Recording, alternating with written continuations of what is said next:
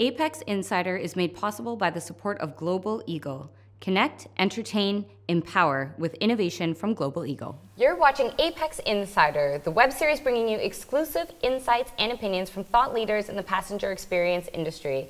This week we're shooting live on location at Future Travel Experience in Dublin, and we are super fortunate to be joined by Dupsy Abiola, who has recently been appointed Head of Innovation for IAG Group. Welcome to the show. Thank you. I'm really delighted to be here, and I've had such a wonderful time at this conference, meeting startups and loads of people in the industry. It's been great. Awesome. So you began your job as Head of Innovation for all of IAG Group in January this year. Yeah. How's that been going? So I joined in December of last year, and it's been absolutely wonderful. I've got to say I'm so excited about the projects that we've been working on and getting to know the team, and it's been a real delight. I mean, IAG is such a huge group. We have a diversity of brands, each of whom are so committed to digital innovation. So I'm really pleased to be amongst kindred spirits, and I've just been absolutely loving it. It's a big brief indeed, and I think you are uniquely qualified to do it, not because you have a ton of experience in the aviation industry, but because of some of your past experience that you can bring with you into the role. Can you tell us a little bit about how you got here? Yeah, absolutely. So first and foremost, I'm a traveller. Like many people and a growing number of people in the world, I'm very passionate about travel, and that's always been something that I've loved. But mainly, I've just finished and exited my company in the technology space. So I was a tech founder. I really understand the tech ecosystem, and I'm passionate about innovation. And so the partnership of that love of travel and being someone who understands the ecosystem, knows the investor base, and also, just frankly, is fascinated by all elements of technology. I think I can bring something, a new eye to things. And with innovation generally, what we're seeing more and more as we are seeing fast-growing companies, it's outsiders who are disrupting industries. I think the key thing, and the thing that I love about IAG's approach to bringing me in, is their understanding of the fact that, you know, the next big innovations are going to be partnerships within organizations who are bringing people from outside into it, because frankly, most of the big players who are disrupting markets in transportation, even Amazon, these were outsiders having a fresh take on what's possible with the newest technology, and that's really central to the role that I'm doing today. In there, I heard identifying talent. Yeah. And this is something that your startup, which you left your job as a barrister to pursue and recently exited, was specializing in. So how important is it to identify talent, and what's wrong with the way some legacy industries like the airlines are searching for talent or recruiting talent or developing talent? I think I would approach things by thinking less about what is happening today, but what new things are available, what new talent pools are available, what new approaches can you bring in? Because the best and the fastest moving companies are using every single thing that's available on the market to them. And so identifying the right people, getting the digital skills in is really key, and providing opportunities for people who have unique insights to reevaluate with fresh eyes the things that you've been doing for ages. So the reality of where we are today is that we live in a digital society where expectations are changing really rapidly. So you know, younger people, people with digital skills, those are the types of people who can really meet the growing challenges that are coming from just, you know, behavior change that's happening so rapidly.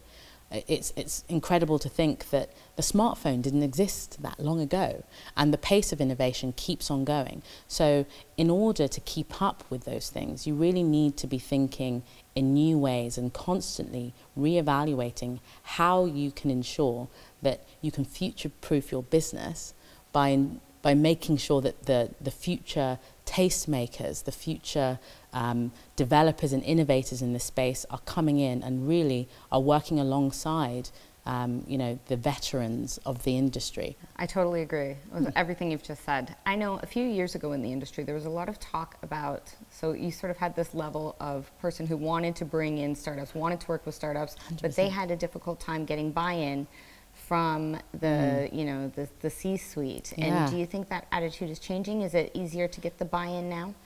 I mean, startups are growing at such a rapid pace that it just is a missed opportunity if you aren't looking at them as a source of innovation.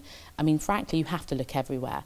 IAG is embracing every single aspect of the ecosystem, startups, working closely with venture capital, looking at academia, partnering with governments, looking for approaches to, you know, what's the next best thing that will drive the best possible customer experience and really be the step change in how passengers get from A to B. So you have to be committed to a process of learning continuously and testing assumptions and getting closer to discomfort, because that is where some of the great products of tomorrow are coming from. And we're seeing that more and more with startups that come seemingly out of nowhere, who are understanding some needs that aren't being addressed by the incumbent market. I feel like this is an excellent segue into what IAG Group is doing with the Hangar 51 project. Can you tell us a little bit about that? It was launched prior to your arrival, but I imagine you've got it firmly in grasp at this point. Yeah, so Hangar 51, I'm so excited to say,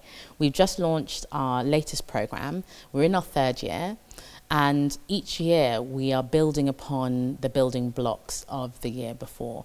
So for anyone who isn't familiar with Hangar 51, it's a travel technology focused accelerator program, but it has some really unique elements. One is that we focus on really putting our energy as a group behind it. Willie Walsh has been a passionate advocate of the program. He attends demo days and really engages with this as an opportunity, both for the startup, but really for us to engage with these people, bring them in and allow our teams to understand the different approaches and then think differently in their jobs going forward. And so how the program works is there's an application process, there's a pitch session. The selection is really tough because we choose to really focus on a small number of startups who we put a lot of resource into. They come and work within our teams. Most accelerator programs, especially corporate accelerator programs, they're externally based, they're run by different people. And not to say that that is an approach that could work, but what we have chosen to do is really commit to this process and have these startups working side by side with our C-level and senior executives right through to everyone within our team in our offices for 10 weeks, which I think is a really unique approach.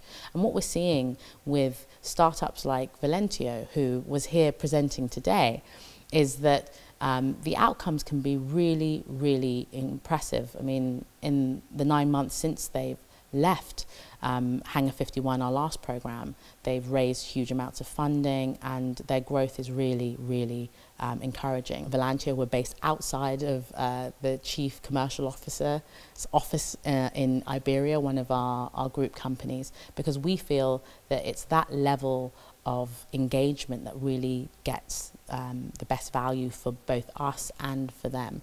And we're seeing it to be a really exciting opportunity. Yeah, that sounds great. That's really exciting, and I hope that through this video a lot of people learn more about Hangar 51 or check it out anyway. One final question is based around being a woman in the industry, or a woman in any industry, you know, and the struggle is real. And I was just wondering, you know, if you have sort of any thoughts on how we can encourage women in aviation or in STEM fields or any other fields that are maybe not so well populated with ladies to sort of get out there and find their voice and do it. Yeah, so I mean, I had the great opportunity to have met Sheryl Sandberg, and she said to me something that really stuck with me, is that you can't be what you can't see. And visibility of women in prominent positions, I mean, they really are there, and certainly in IAG, I mean, I can only speak from personal experience. Being new, the warmth with which I have been embraced by the IAG team, there are so many strong female leaders within our business. I mean, Julia Simpson is chief of staff, and she's really leading the fore, and it's something that really is important to us. And, you know, the visibility of her and others, you know, there are women there who are flying the flag. Obviously, we want to encourage more people in. And so, you know, I network extensively. I very recently did an inclusion piece in tech with the mayor over South by Southwest in Austin. And these are initiatives that we feel will continue to grow, you know, and encourage other people to really take an inclusive look and put themselves forward. All right, well, unfortunately, that's all the time we've got for Apex Insider this month. Dupsy, thank you so much for joining us on the program. Thank you so much for having me. It's been really fun. It's been awesome. For everybody out there, be sure to subscribe to the Apex YouTube channel. You can visit www.apex.aero to learn more about the association and check out our news, and we'll see you next time.